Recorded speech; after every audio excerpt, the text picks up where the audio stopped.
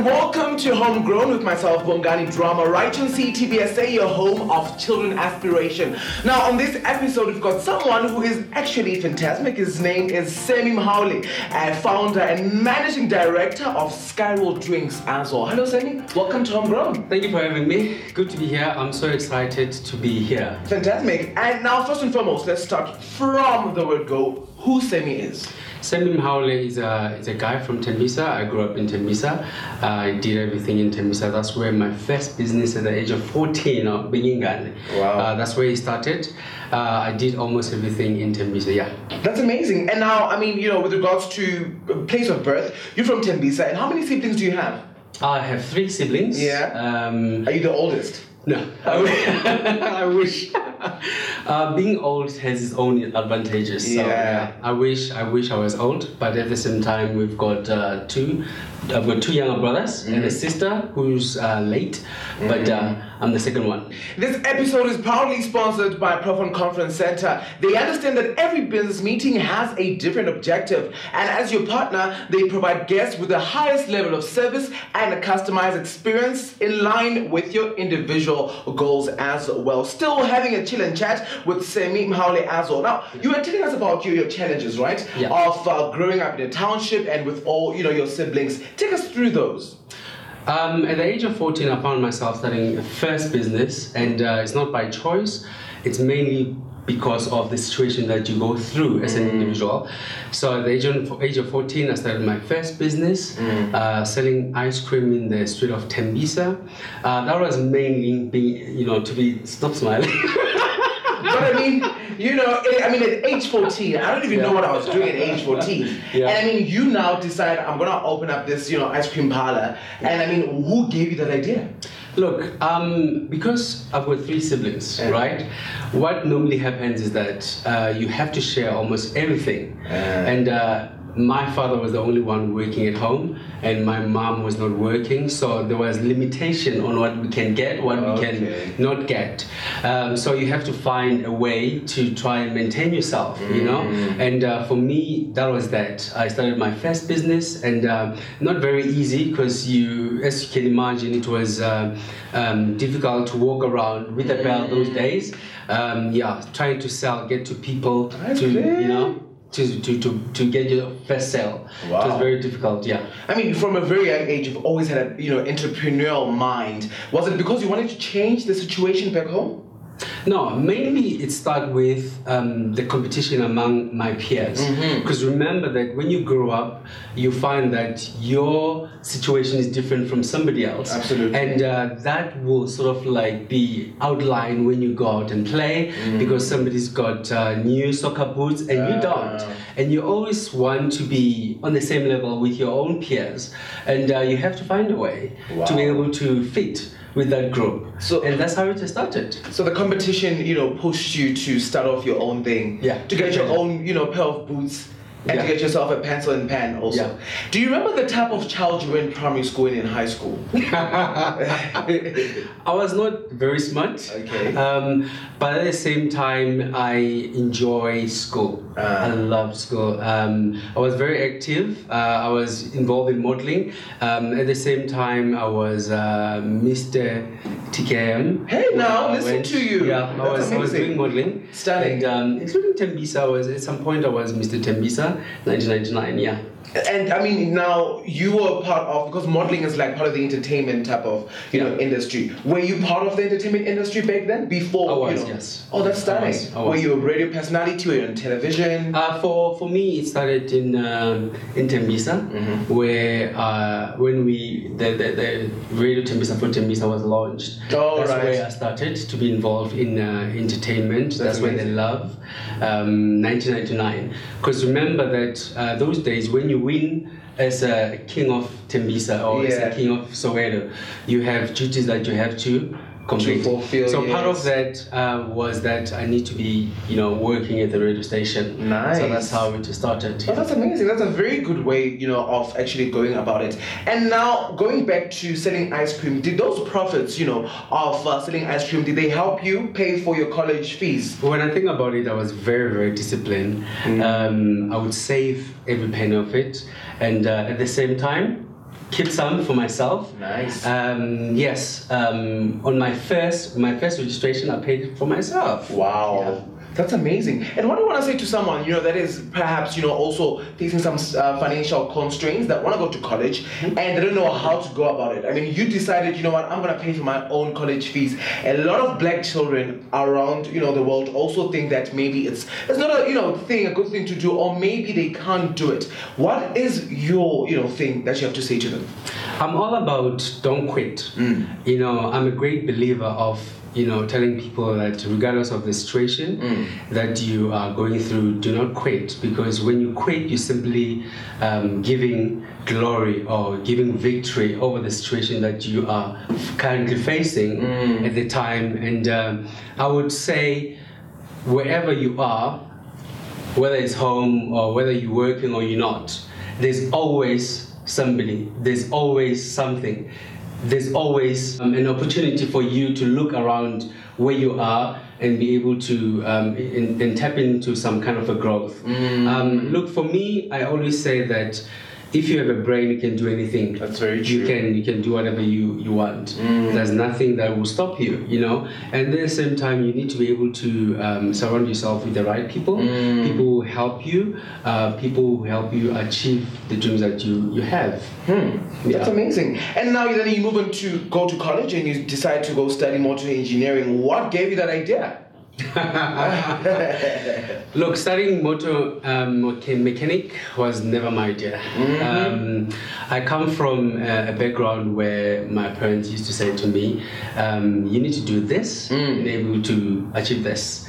I found myself doing motor mechanic, and when I finally finished doing motor mechanic, the funny thing was that I did work for the company which manufactures cars for a bit, but then I realized that that's not me. I went back to school, did marketing psychology. That's when I decided, motor mechanic is not for me. I might have done it. It's a good thing that I have it as part of my education, but I would rather do something that I love. Oh, that's amazing. Yeah. All right, don't forget that this episode is proudly sponsored by Profound Conference Center. They understand that every business meeting has its individual objectives, and as your partner, they provide you with the highest level of service and customized experience in line with your individual goals as well. Still chilling and chatting with Sammy Mahaule as well, founder and managing director of Skyrule Drinks. Now, you mentioned how it wasn't your own idea to go study motor engineering, and probably your parents were the ones that said, hey, go and do it, right? But then what happens to someone at home that, parents are saying, go study this, and they don't want to do it? Look, I think there has to be a balance between the parents and the kids. You have to, for me now, when I always, when I look at children, I say you have to look at their talents at the early age, their abilities, what they can do, what they cannot do, because it will be really sad that you spend 2 years doing something that you don't love. So it's mainly partnership, where you have that negotiations. Back then when we grew up, there was no negotiations. So now things are slightly better, that kids can literally negotiate with their parents into saying, this is what I want to do. This is what I would love to do, instead of what they're encouraging me to do. Having said that, your parents will always be there. More than your friends. Absolutely. So your parents will be there in good and bad, and they are there for life. There has to be reasons why they're saying that. They will not be always completely right, but at the same time, there has to be that level of understanding as a child that, why is it dad wants me to do that or mom wants me to do that? Absolutely. That's amazing. And then now you decide to go and quit what your parents said you must go do, right? Quit is a bad Well, you went for it. You went to go work and you decided you're going to go quit. And now, tell us about, the courage that one has when they decide to quit something that they've already started. I think when you decide to quit, it's one painful thing that you can ever do to yourself. At the time when you do it, you don't feel it, you don't know it, but later on in the years, you would realize that, I could have, even for myself, I think I could have done it better, to transition to something that I I love, rather than quitting. So quitting it's a full stop, literally. You're literally putting a full stop and you're saying, this is it. I want to do something else. But there's a better way of transitioning to something else. Without quitting. And also you can use what you have now to transition to the next level in a better way, rather than putting that full stop and saying, I quit. Sure. What were the challenges that you went through when you decided, I'm quitting? I mean, I understand that financially also it put a constraint in your life and your family. It did. Because I work for the company that manufactures cars. And they offered me a company car. I was driving a company car. I was getting a good salary. And quitting was the worst thing, because now I've had to say to my mom and dad, I'm leaving all of that that you guys have taught me, that I know, and all the benefits that comes with the company. I'm now going back to school. It didn't go down very well. Oh. It didn't, because for a good year, my relationship with my dad suffered quite a lot because of my decision in quitting. And it was now up to me to prove myself to him that, I was right in making this decision. Keeping in mind that I'm leaving motor mechanic, which means now I have to move to something else. Absolutely. And that something else, I have to literally find money to find myself moving forward. And make sure it works. Also for yourself. Correct, yeah. And now, I mean, you had, failed businesses. How did you, stay pulling forward? Because a lot of times people fail and they think, I'm not going to get out from this. But how did you pull yourself forward to say, I'm gonna keep on doing it. I'm gonna keep on, having more businesses and make it work? I think one of the qualities that I have is being stubborn, and I have passion. I think without passion, any entrepreneur will not make it. I'm one of those that so stubborn in a way that I know that I'm destined for better. Yeah. And your background is always constantly reminding you that you have to be a better person. That's true. It's either that you see in your vision or in your dream, or where you come from. Which one is going to be? So regardless whether the business fails or you lose it today, I had to keep going and push hard. Wow. Yeah. Now you've spoken about how you've had all these failed businesses and you tried to pull yourself forward. Yeah. You went to go study in the field of business. Yeah. Was this initiated by all your other failed businesses? Not necessarily. I think I've been blessed that some opportunities, they just come and I just grab it with two hands. Nice. I've just recently finished at Verts just a year ago, venture creation. I was studying at Verts, and that opportunity came in without even me having to pay any cent towards that opportunity. And also it's a belief that I have that in order to make it in life, you need to keep on bettering yourself. Nice. And by reading, by educating yourself as well. Because if you think about it, the same education that I had and the same education that somebody will have in the next coming 5 years, it's not going to be the same in terms of the structure and the results and everything. And technology is changing how we live. So it will be very unwise for me not to keep on developing myself. That's stunning. So I grabbed that. That's stunning. You went to go study, find another job rather, and this was an overseas one. Tell us about that. Just after I finished my course, marketing psychology, I was looking for a job. And I had a couple of offers. I'm stubborn like that. When I have something in my mind that which I think it's better, I don't settle for less. And I had a couple of offers from different companies, which I've turned them down. And the overseas opportunity came, and I grabbed it, and I left. I was in the UK for the last 10 years. Wow. But the amazing thing, when I was in the UK, I said to myself, the only time when I return home, I have to make a change to my country. I have to change people's life. And I made a pact with myself that I will not return home up until I know what I want to do. There's no way that I'll come back home and start where I left off. Wow. You know, I had started a couple of businesses in the UK as well, and I wish they didn't go down very well. Yeah. And return home eventually. Yeah. But I mean, obviously, you know, failed businesses then help you out to get back and to try and go back to the drawing board and see what else you can do. Now you come back home and you decide to start off a Skyrule Drinks. Yeah. Right? What initiated that? One day I was shopping like normal people do, as we do. Yeah, I was shopping and I was passing on the fridge, and a flashback moment happened for me, and that was when I was like, why don't we have a specific drink that can do this? I want to talk about that flash moment that happens, because I think, you know, as human beings we all have that thing when something happens. It can happen anywhere without even you realizing, but you think, hey, here's something that I can do. But when that moment happened, what happened to you as Sammy? For some reason, for me, you know very well that you're looking for a specific drink, right? You've been buying this drink for many, many years. And what happened to me was very puzzling, because I knew this particular drink for many years, but all of a sudden I'm looking for a drink that has an extended vision of what I'm actually looking for. Okay. You know?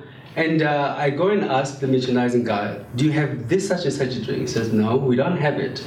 I'm like, why is it for some reason in my mind I'm thinking it's available? It's available, you know? But they don't have it. Wow. You know, when I got home, I was like, this is it.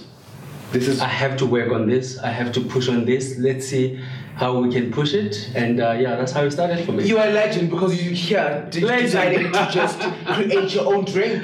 You know, something that you thought, but they don't have it in supermarkets. I need to drink it. You know, I need to have it. Sammy, what are some of the do's and don'ts you like to share with, you know, up and coming entrepreneurs that are watching? Do listen to your parents because they're still young. Yes.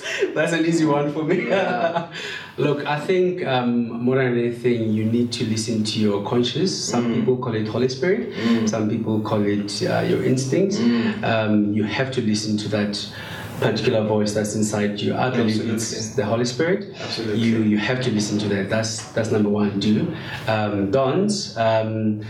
Don't go out of your way to try to please other people and enter into a business because of other reasons. It literally has to be mainly because you're passionate about it. You know why you're doing it. You're not doing to please the next person, you know. So it has to start with you as an individual first, you know, before you can please somebody else. And I mean, to children all over the world, obviously, you know, CTV SA viewers that are watching, is there anything else that you want to say? And I'm sure most of them are entrepreneurs in their own, you know, respect. They're probably selling bangles, they're probably selling chewing gum in school. What do you want to say to them? Actually, you know, I like it when you start that way, when they're selling that, you know, those small little items like the chewing gum. And I have been previously challenged that I need to go back to my previous school and see how we can activate that entrepreneurial calling for those that are called, because not everyone is going to be an entrepreneur. You cannot undermine those small beginnings. If you're selling a chappies or you're selling bangles or necklace, whatever it is that you're selling, that's where your seeds started. Absolutely. That's where it starts. You know, if you can do it over and over again without being encouraged by your parents, you've got it. Yeah. You know, this thing, put it this way. If you love tennis so much that you have to wake up every day in the morning without being told that go and play tennis, without having pressure, that's how it is. It has to be inside. It has to be, you know, within you. You have to feel it, you know. Stunning. There's no way to describe it but to say it's passion. You know, you're attracted to it, you want to do it, you feel it. Yeah. Alrighty, so where can people get your drink?